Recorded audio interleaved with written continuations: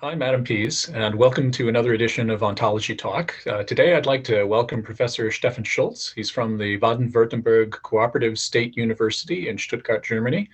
Professor Schulz is the creator of the E-theorem prover that has consistently been one of the top performing first-order automated theorem proving systems over the past several decades. Welcome, Stephan. Hi, Adam. Thanks for inviting me. Yeah, it's great to have you here. So just to orient our viewers, I thought maybe we could start with a very general question, which is, what is theorem proving and automated reasoning? Okay, so theorem proving and automated reasonings are both subfields of computer science, and probably also some might dispute this subfields of artificial intelligence. The terms are often used quite synonymously, but there is a subtle difference.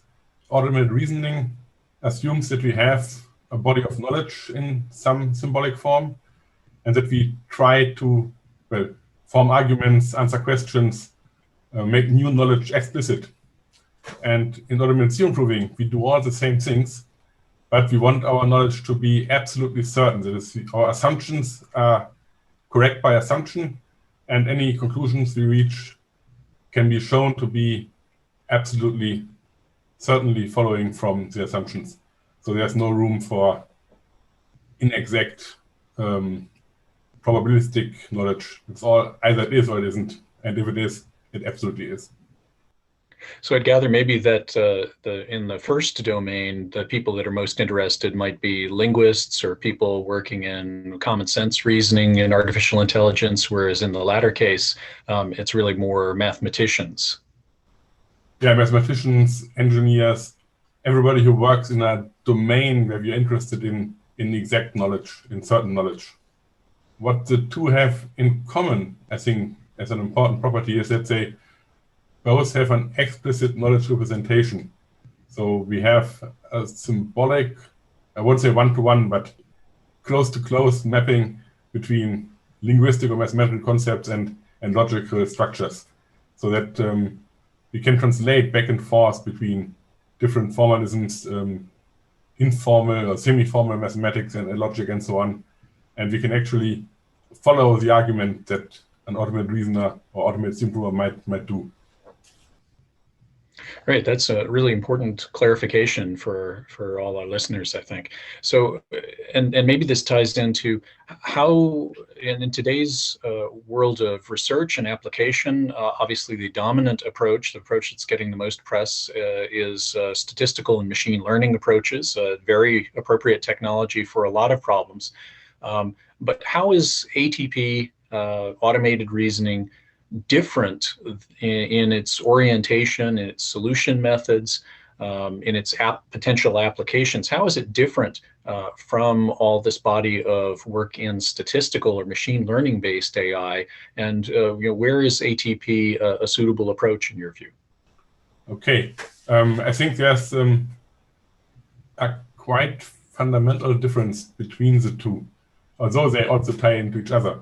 In machine learning, at least as it's done today, we usually try to find a mapping from input to output for one given well-defined problem.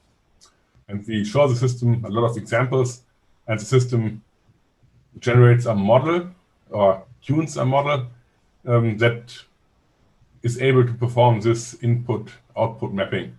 But we're only talking about one single or small class of problems, like recognize a cat from a dog, or recognize traffic lights that's red from when it's green, or a famous example, find hidden tanks in a forest.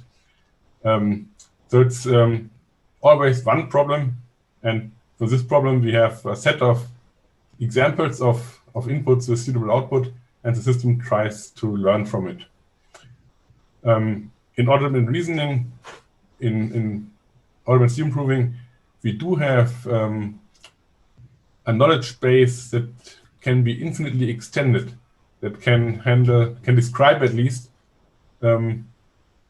problems of any complexity. It's not tied to one particular problem you want to solve, but you can use exactly the same tools, exactly the same logical framework, exactly the same knowledge base to answer many, many different questions.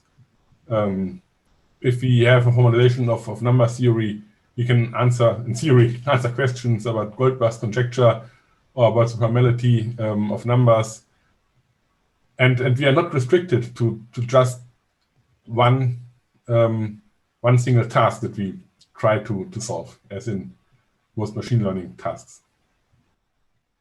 Yeah, I think that's a really important thing for people to understand. And certainly there's been a lot of writing about the challenges of doing what they call transfer learning for machine learning. If you go outside a particular domain or a particular problem and you want to reuse all the things that you've learned, do they hold? And that has proven to be quite challenging. It's always made me think that one of the essential things that people could build on is all of this great work in logical representation and automated reasoning to create exactly those generalizations for problems. Yeah. And so this leads me to ask you, where do you think the big opportunities are to combine these two different approaches to artificial intelligence that, it seems to me at least, have some dramatically different application areas and obviously a dramatically different technological approach? How could they best be used together? There has been, I think, a shift in perception.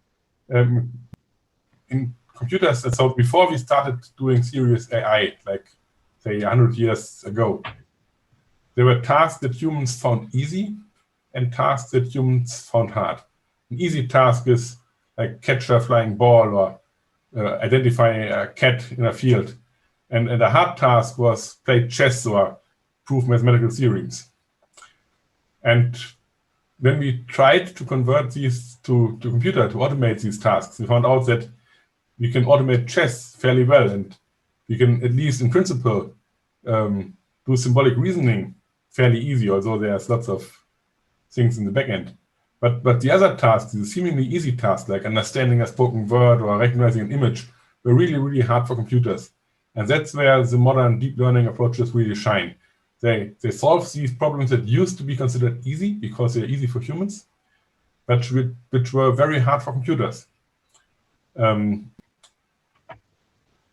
Nowadays, they sometimes move beyond humans because they can extract relationships from large data sets that humans can't even begin to understand. On the other hand, humans are much better at learning from few small examples and generalizing.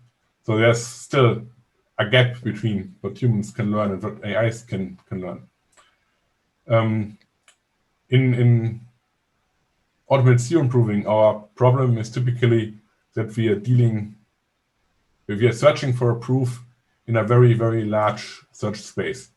It's usually infinite. Sometimes it's finite, but even then, in interesting cases, it's gigantic.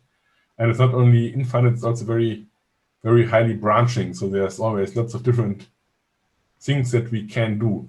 Because the basic approach is we have our knowledge base, our axioms, our accumulated knowledge in some kind of fragments. And typically what we do is we take two fragments and combine them to form a new fragment. And if you have a few thousand, the number of combinations, even of one-step combinations, becomes astronomically. And what AI can do there is help us guide this proof search. So in a simplified way, tell us which fragments to combine if we want to prove a certain theorem. And there's been quite a lot of work on that. I started that for my master's, so it's a diploma thesis in German, but it's now a master equivalent back in 1992 or so, a long time ago. And I've really wanted to do that ever since, but I've been derailed into writing a theorem prover where I can apply it to, and the theorem prover has more or less taken over my scientific life. So I've done a lot more on the lower level, on the actual theorem proving level, than on the higher, the machine learning level. But other people have taken over this thing, in part at least. There's Joseph Urban's group in Prague, who are doing impressive machine learning with exactly the hooks I built into E for myself. But at least they get used now. Recently I got a new paper from DeepMind, Google AI, who do a similar thing with basically generate random theorems, then prove them, and then learn from those random theorems how to prove theorems in general. And it kind of works. So that's one big area where the two can come together. We can learn heuristics, search heuristics by analyzing proofs. We can learn search heuristics in a feedback-based learning, where we only look at the success rates. And we can also use machine learning for meta tasks, like given a certain problem, which of our known strategies are probably useful for solving this problem. So that's one big area. If we take a big step back and look further into the future, I think for general AI, we will need both a symbolic reasoning component that represents something like our higher faculties of thinking, and we will need something like a neural network that represents things like instincts, feelings, sensory input, and so on. And only if we combine both, we will ever have success in building a real AI, I think.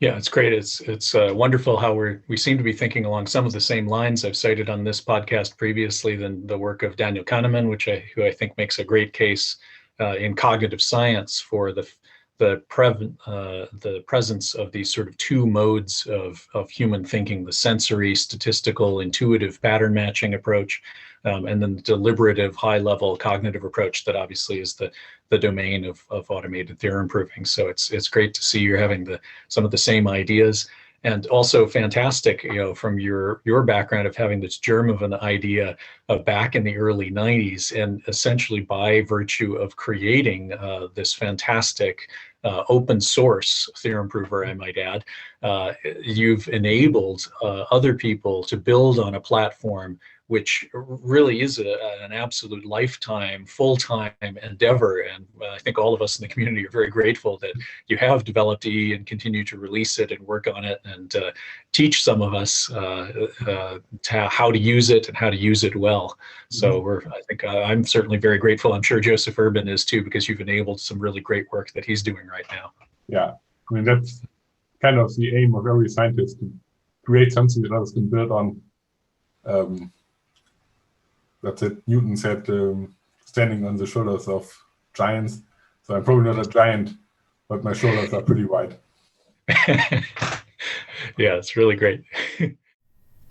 We'll take a break here, but stay tuned for part 2 of my interview with Professor Stephan Schulz, where we'll talk a bit more about the main advances in theorem proving that have happened in the past couple of decades.